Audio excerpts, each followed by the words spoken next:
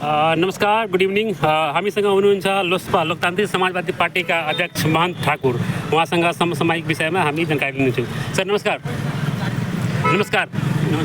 अभी नेपाल के वर्तमान अवस्था के बारे में कुछ अभी जो राजनीतिक माहौल चल रहा है, जनजी जो मूवमेंट चल रहा है, उस संबंध में अपने की विचार है? जो वर्तमान गवर्नमेंट है वो भी कैसे काम कर रहा है? देखिए, सबसे पहले तो इसकी वैधानिकता पर ही हम लोगों का वो है. वैधानिक ढंग से ये सरकार बना ही नहीं है.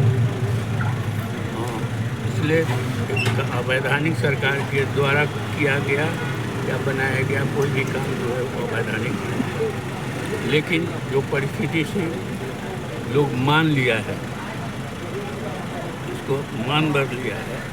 लेकिन ये वैधानिक है. तो अगर यही सरकार चुनाव कराती है, चुनाव होता भी है कि नहीं होता है, फिर अगर वो 6 महीना के भीतर होता है कि नहीं होता है, ये भी क्योंकि ये लोग घोषणा कर देते हैं.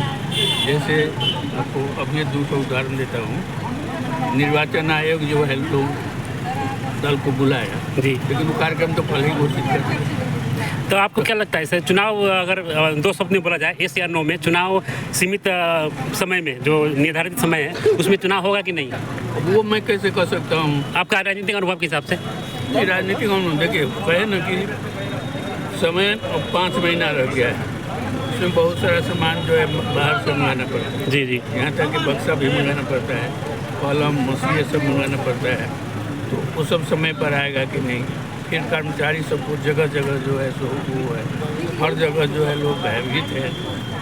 वोट देने जा भी पाएंगे कि नहीं जा पाएंगे, ये भी अवस्था है. सर जैसे देखा जाए तो आप मधेश के अधिकार के लिए बहुत संघर्ष, मतलब शुरू से ही बहुत बड़ा संघर्ष रहा आपका मधेश के अधिकार के लिए. तो अभी जो जेनजी आंदोलन में जो अभी जो सरकार बनी है, कहीं ना कहीं मधेसी मतलब जो लीडर जो जेनजी है उन लोगों का सहभागिता के संदर्भ में क्या कहना चाह रहे हैं? उसको मतलब ठीक है या चल मतलब कुछ कमी है उसमें? बहुत लोग सहभागी हो गए हैं. कुछ लोग वो जेनजी वाले जो मधेसी जेनजी वाले हैं उनसे मिलने भी आए हैं, है ना. हम चुनाव में खड़ा होना चाहते हैं, आप सहयोग करें. सहयोग भी मांगा है. अगर हम कहें कि अगर हमारा उम्मीदवार वहाँ नहीं होगा जी तो जरूर सहयोग करेंगे. आप मधेसी है, मधेश का मुद्दा उठाए हैं तो हम क्यों नहीं करेंगे सहयोग? तो और लोग भी आए.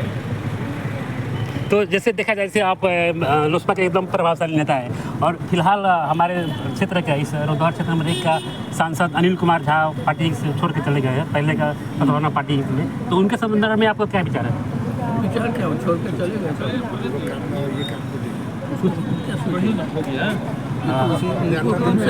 अच्छा, अभी के मोमेंट में नेपाली जनता के लिए कुछ संदेश है तो अपने कर सके छिए नेपाली जनता के लिए?